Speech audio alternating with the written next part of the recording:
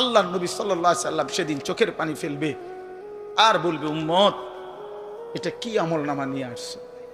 উম্মত তুমি আমার এত বড় বেইজ্জতি কেমনে করলা? আমি 23টা বছর তোমাদের জন্য কেঁদেছিলাম। সারা রাত এশার নামাজের পরে নবী দাঁড়াইছে কানতে কানতে, ফজরের আজান পর্যন্ত নবী উম্মতের জন্য দোয়া করছে আর চোখের পানি ফেলছে। তায়েফের পাথরের আঘাতে পিঠটা ছিদ্র করে ফেলছি, ক্ষুধার কষ্টে পেটে পাথর বেঁধেছিলাম। উহুদের দান শহীদ করা রক্ত নিয়ে উহুদের ময়দানে পড়েছিলাম বেহুশ হয়ে। ঘরের চুলায় 3 মাস আগুন জ্বলে নাই। এত কষ্ট, এত চোখের পানি, এত ক্ষুধার কষ্ট, এত রক্ত, বিনিময়ে উম্মত এটা কি নিয়ে আসলাম? নামাজ কই, সেজদা কই, রুকু কই, ফজর জোহর আসর মাগরিব এশা কই, হারাম থেকে বাঁচা কই, হালাল উপার্জন কই, জিকির কই, তেলাওয়াত কই, আমার সুন্নত কই? কেমনে এমনে ভুলে গেলা উম্মত? আমার এত বড় বেইজ্জতি কেমনে করলা? আমার এত বড় অপমান কেমনে করলা?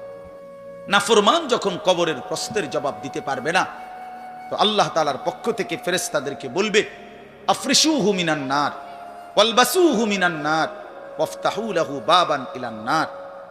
আমার বান্দার কবরের মধ্যে জাহান্নামের বিছানা বিছিয়ে দাও, জাহান্নামের পোশাক পরিয়ে দাও, জাহান্নাম বরাবর দরজা খুলে দাও। ফেরেশতারা এই 3টা কাজ করে এই ফেরেশতারা সরে যাবে। আল্লাহর নবী সাল্লাল্লাহু আলাইহি সাল্লাম বলেন, কবর তখন তাকে একটা চাপ দিবে। এই চাপে এই ব্যক্তি ডান পাশের মাটি বাম দিকে, বাম দিকের মাটি ডান দিকে, এইভাবে আইসা চাপ মারবে। আল্লাহ রসুল বলে, ডান পাশের হাড্ডি পাঁজরের এই সাটনার হাড্ডি ভাঙ্গা বাম দিকে ঢুকে যাবে, বাম দিকের গুলো ডান দিকে। উদাহরণ দিয়ে বুঝাইছে নবী, হাত্তা তাখতালিফা আদলাউহু, এভাবে 2 আঙ্গুল যেমন একটা আরেকটার মধ্যে ঢুকে যায়, হাড্ডি পাঁজরের গুলো এইভাবে একটা আরেকটার সাথে ঢুকে যায়।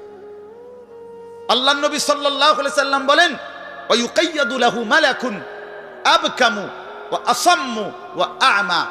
তার কবরে এরপরে নাফরমানের কবরে একজন ফেরেশতা পাঠানো হবে।